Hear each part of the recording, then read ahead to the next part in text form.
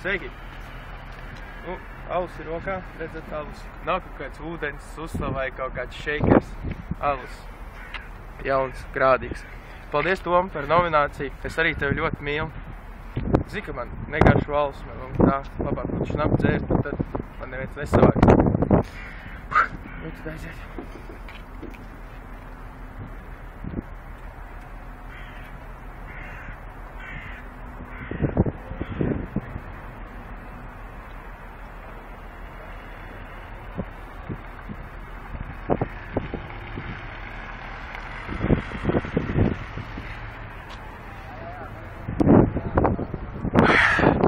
Parādi, ka izdzerts ir.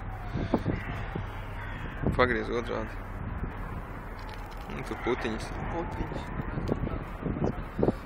Viss?